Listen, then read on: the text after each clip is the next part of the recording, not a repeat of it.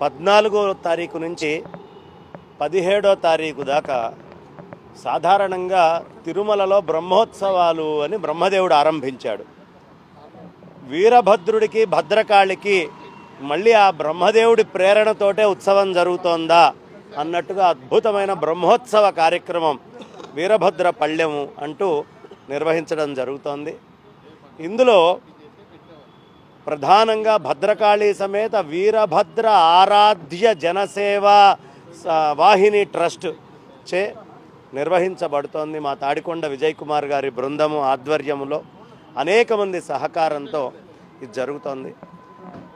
మనము కొత్తగా ఇప్పుడు ఎలక్షన్స్లో ఉన్నాం. 30వ తారీఖు అందరం కూడా వెళ్ళి ఓట్లేస్తాం. 3వ తారీఖు కల్లా లెక్కింపు వస్తుంది.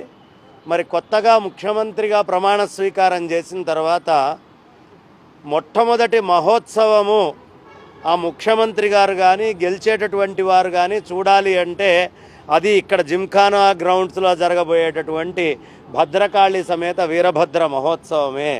కాబట్టి అంతటి అద్భుతమైన మహోత్సవంలో అనేక మంది పిల్లలు, ఒక 4000 మంది పైన పిల్లలు అద్భుతంగా వాళ్ళు చక్కగా ఫ్యాన్సీ డ్రెస్ కాంపిటీషన్లో పాల్గొనడం, లక్షలలో సౌందర్యలహరి లలితా సహస్రనామం పారాయణాలు లోపల కానివ్వండి ఆన్లైన్ కానివ్వండి మొత్తం ప్రపంచవ్యాప్తంగా ఆ సమయంలో జరగబోతోంది.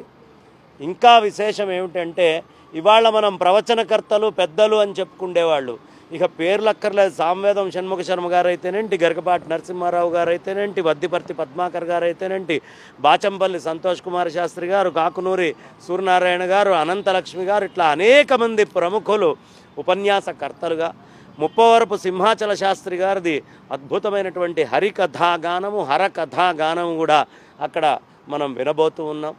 ఇంకా విశేషంగా దీనికి అనంతశ్రీ విభూషితులు శ్రీ శ్రీ శ్రీ భారతీ తీర్థ మహాస్వామి చరణులు, విధుశేఖర భారతీ మహాస్వామి వారు, హంపి విరూపాక్ష పీఠాధీశ్వరులు, సచ్చిదానంద సరస్వతి స్వామి వారు, ఇలా అనేక మంది యతీశ్వరుల యొక్క పరిపూర్ణమైనటువంటి ఆశీస్సులు, అలాగే మా శ్రీశైలంలో 1008 పీఠాలకు సంబంధించిన మూలపీఠమైనటువంటి శ్రీశైలంలో శైవ పీఠము ఆరాధ్యులందరినీ అనుగ్రహించే పీఠమైనటువంటి ఆ పీఠ స్వాముల వారులందరూ కూడా పరిపూర్ణంగా ఆశీర్వదించడానికి రాబోతూ ఉన్నారు.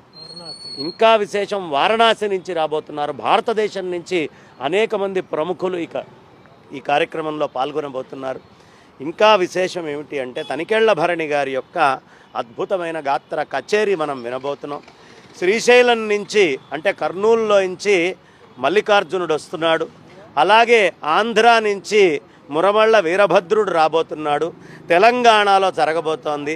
త్రిలింగ పీఠము, త్రిలింగ దేశము, తెలుగు భాష అని మనం ఏదైతే చెప్పుకుంటామో ఆ త్రిలింగము తెలుగు అనేటటువంటి దానికి సార్థకత ఈ కార్యక్రమం ఈ ఉత్సవం ద్వారా జరగబోతోంది. కాబట్టి ఇలా అనేక మంది ఎదురు చూస్తున్నారు.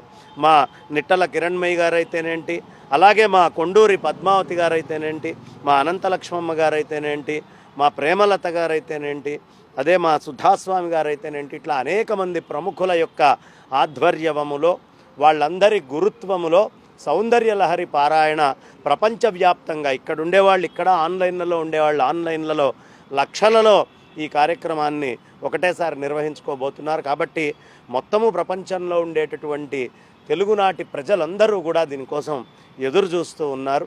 ఈ మహత్తరమైన కార్యక్రమాన్ని ఇంత చక్కగా వెనకాల ఉండి సహకరిస్తున్నందుకు గాను మా భక్తివన్ యాజమాన్యానికి నేను అనేకమైనటువంటి కృతజ్ఞతలు తెలియపరచుకుంటూ ఈ సహకారం భక్తివన్ నుంచి మొత్తం కార్యక్రమం అయిపోయేదాకా ఇలాగే ఉండాలి అని మనస్ఫూర్తిగా కోరుకుంటూ నా వాణికి విరామాన్ని ఇస్తున్నాను. స్వస్తి.